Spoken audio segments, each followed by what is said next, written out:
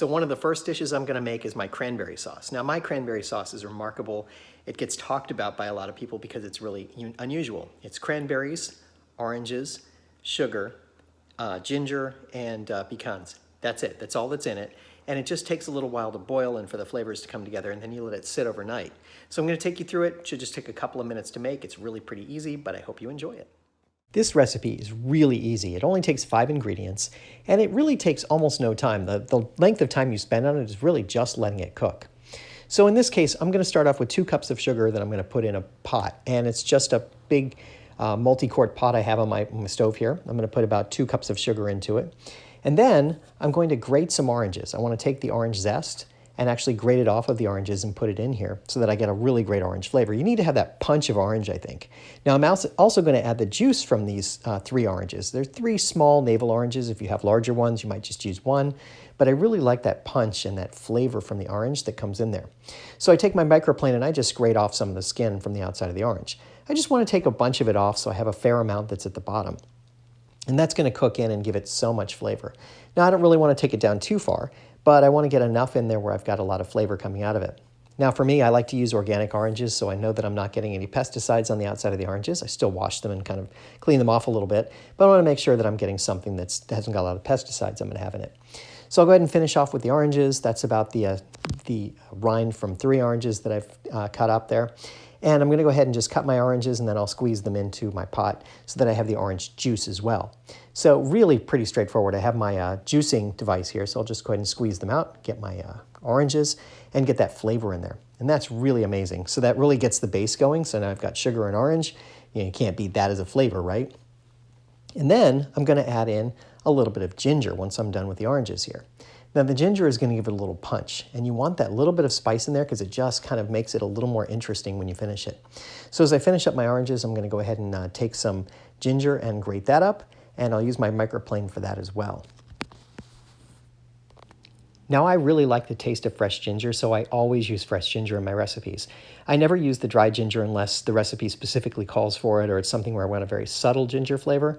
I like that bold punch of ginger, and I use a lot of dishes where I use the ginger, so I like to keep ginger on hand for that reason. Now the thing about ginger is, when you buy it fresh, I go to the Asian market and I purchase it there, you always get a lot of it and it's very inexpensive. So the best way to keep it that I found is to actually take it and wrap it in foil, kind of like this, and then keep it in the vegetable drawer of my refrigerator. That way it's almost always available to me when I need it. It's a great tip to kind of keep ginger fresh for a longer period of time. The next ingredient I use is cranberries. I take 6 cups of fresh cranberries. Again, I like the organic ones because I know that they don't have the pesticides on them. I give them a quick rinse. I put them in the pot on top of the sugar and the orange juice that I've kind of melted down a little bit. All I want is the sugar to go to a liquid form, and then I'm going to add my cranberries. And these will cook for about 15 to 20 minutes. You want to have them on about a medium heat. They're just going to continue to cook through. They're going to soften up a little bit, and they're eventually going to pop so that you get to start to get the flavors come out of it. Now, between the tartness of the cranberries, the tanginess of the ginger, and the sweetness of the oranges and the sugar, you get something that's really pretty amazing. So I just let these cook up for a while. You just let them sit on the stove, and they'll continue to cook for about, as I said, about 20 minutes. So you're going to keep stirring the cranberries and continually moving them. You don't want any burned orange juice at the bottom. You don't want anything that's going to kind of stick to it. You want to just make sure that you keep it on a medium heat and continue to stir. You can take a break for a moment, of course, but you want to just keep stirring them along the way. And I'll touch them along the way just to kind of see if they're softening up. These cranberries become very soft over time, and they start to open up. Now you may notice that it looks a little liquidy, but don't worry because the pectin from the cranberries and the orange juice will start to thicken it up later. Now the other thing I like to put in here, my last ingredient, is toasted pecans. I just go ahead and put some pecans in the oven, toast them up for just a few minutes until they get a little bit of toastiness on the outside, and then I'm going to add them to my dish. Now in this case, I'm just going to go ahead and put them in the bottom of the dish I'm going to serve it in, and then I'm going to add the cranberry sauce to it, and we'll mix it all together later. But this is what it looks like when you start to get your pecans together and you have the whole dish starting to play out. My cranberries are almost done. You can see they've really softened up a lot. I've got a lot of liquid that's been released in there. You can see they're pretty soft. I can actually smush them a little bit with the spatula here, and they're starting to really give up their flavor. And this is about what you want. I want to let them cook for another 1 or 2 minutes, just so they really open up and I have some nice cranberry sauce instead of being big pieces of cranberry. I want very soft, succulent pieces of cranberry that I'm going to have in there. So I just continue to cook it for just a little bit longer, continuing to stir it. I'm really, really close, as I can see, just as these guys are starting to get very soft for me. So I get to this point and I can see that they're pretty much where I want them to be. So I think I'm about ready to pour them into my pecans.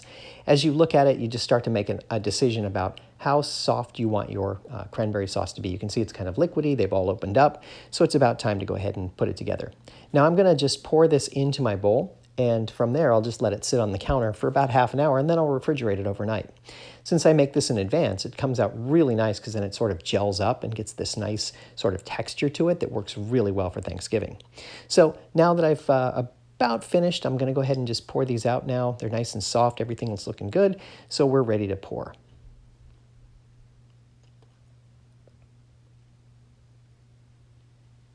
And here we go. We're going to get these into the pot like this, and I'm just going to go ahead and add them to this. As I said, this is going to be my serving dish. So I'm going to go ahead and just put them in here, and the only thing I have to do now is stir in the pecans I've got at the bottom. I could have put them at the top and stirred them in, but I just prefer to do it this way this time.